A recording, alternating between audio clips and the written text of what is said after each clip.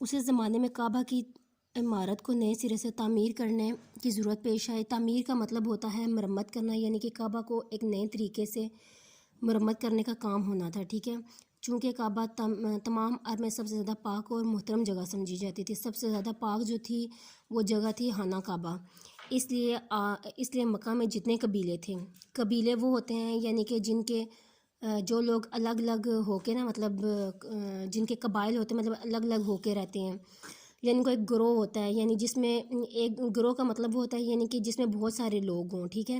یعنی وہ قبائل میں بٹے ہوئے تھے، سب چاہتے تھے کہ یہ کام ہم ہی کریں۔ جھگڑے سے بچنے کے لیے مختلف حصوں کی تعمیر مختلف قبیلوں کے سپرد کر دی گئی۔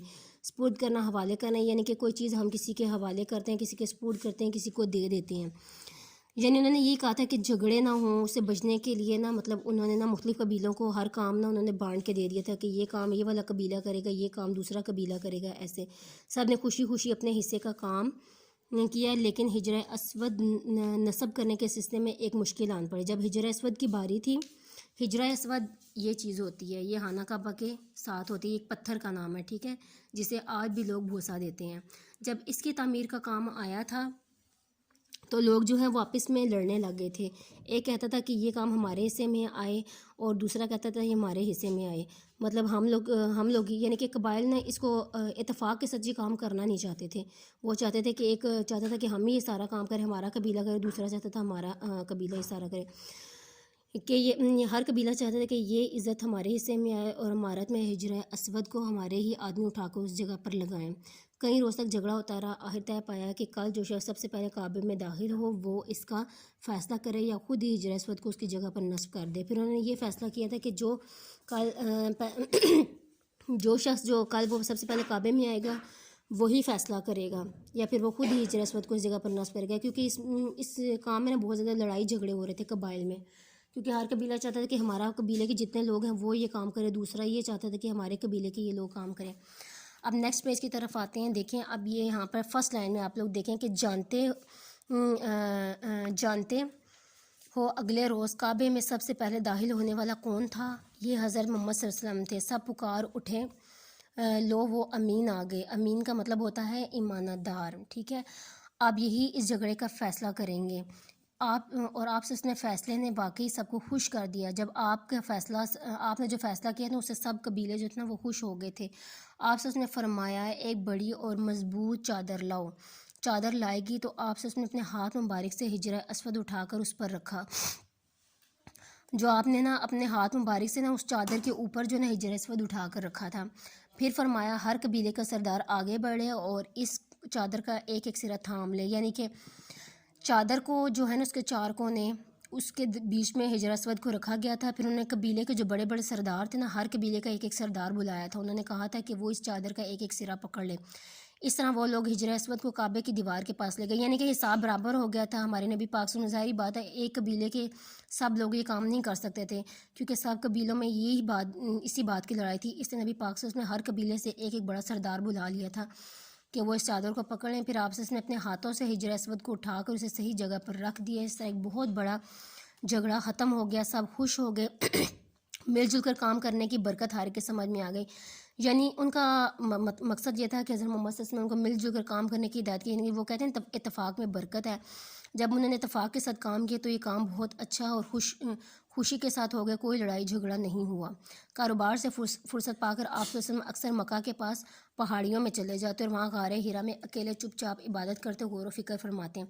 جب آپ کاروبار سے یعنی کہ فارغ ہوتے تھے، ٹھیک ہے، تو آپ اکثر مکہ کی پہاڑیوں میں جاتے تھے، وہاں پر ایک غار ہرا تھا، غار تھا ایک، ٹھیک ہے، وہاں پر عبادت کرتے اور غور و فکر فرماتے، یعنی کہ دنیا کے بارے میں غور کرتے کہ اس دنیا میں کیا ہوگا، کیا کرنا ہے، کون سے کام، یعنی کہ ہر چیز کے بارے میں آپ غور کرتے تھے۔ 40 سال کی عمر میں آپ نے انسانوں کو اللہ کا پیغام سنایا۔ جب آپ 40 سال کے تھے تو پھر آپ نے اللہ تعالیٰ کا پیغام سننے، برائیوں کو چھوڑنے اور اچھی باتوں کو ماننے کی دعوت دی۔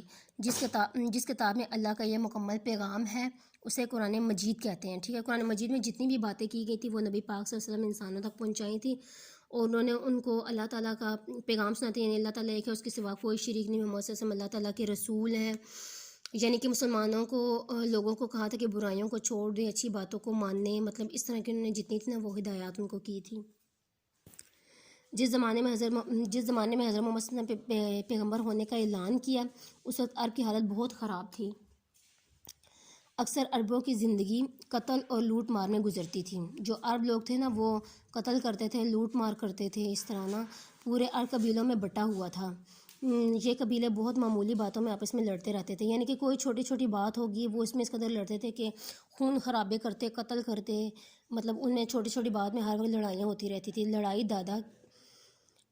لڑائی دادا کے زمانے سے شروع ہوتی تھی تو پوتوں اور پڑ پوتوں تک چلی رہتی تھی، یعنی کہ ان کی نسلوں تک وہ لڑائیاں چلتی تھی۔ اگر دادا کے زمانے میں کوئی لڑائی شروع ہے نا، آگے سے پھر وہ ان کے بیٹوں کو، پھر ان کے پوتوں کو، پھر آگے ان کے پڑ پوتوں تک ان کی لڑائیاں چلتی تھیں، یعنی کہ نسل در نسل ان کی لڑائیاں بڑھتی جاتی تھیں۔ جب تک ایک قبیلہ ختم نہ ہو جاتا تو لڑائی چلتی رہتی تھی یعنی ایک قبیلہ جب تک ختم نہیں ہوتا تھا تو لڑائیاں ان کی بڑھتی تھی۔ صلح کا کوئی خانہ نہ تھا، یعنی کوئی اتفاق سے رہنا پسند ہی نہیں کرتا تھا۔ حضرت محمد صلی اللہ علیہ وسلم مسلمانوں کو ایک دوسرے کا بھائی بنایا۔ انہوں نے کو ہدایت کی کہ سب مسلمان ایک دوسرے کے بھائی ہیں، آپ سے ان کے اثرات اور تعلیمات سے قبیلوں کی دشمنیاں ختم ہو گئیں، یعنی کہ آپ نے جو ان کو تعلیم دی تھی نا، اس سے قبیلوں میں جتنی دشمنیاں تھیں وہ سب ختم ہو گئی تھیں۔ مساوات اور بھائی چارے کا سبق صرف اب تک محدود نہ رہا تھا۔ مساوات کا مطلب ہوتا ہے برابری، بھائی چارے جو آپس میں بھائی بھائی بن کر رہیں۔ محدود کا مطلب ہوتا ہے مقید، یعنی کہ قائم، ٹھیک ہے یعنی مساوات اور بھائی چارے کا سبق جو آپ سے اس نے دیا تھا وہ صرف اب تک محدود نہیں تھا، یعنی کہ اس تک قائم نہیں تھا جہاں جہاں مسلمان کے مساوات کا تحفہ ساتھ لے گئے، یعنی کہ مسلمان جدھر جدھر گئے رہنے کے لیے مساوات کا مطلب ہوتا ہے برابری، یعنی کہ نبی پاک نے فرمایا کہ سب مسلمان، سب لوگ ایک دوسرے کے برابر ہیں، کوئی کسی سے برتر نہیں ہے، ٹھیک ہے، سب ایک جیسے ہیں، کسی گورے کو کالے پر، کسی عربی کو اجمی پر کوئی فوقیت حاصل نہیں ہے۔ تو اس وجہ سے مطلب انہوں نے پھر آگے مسلمانوں نے بھی یہ ایک دوسرے کو درس دیا تھا، ایک دوسرے کو سبق دیا تھا، یعنی کہ تحفے کا مطلب یہی ہے۔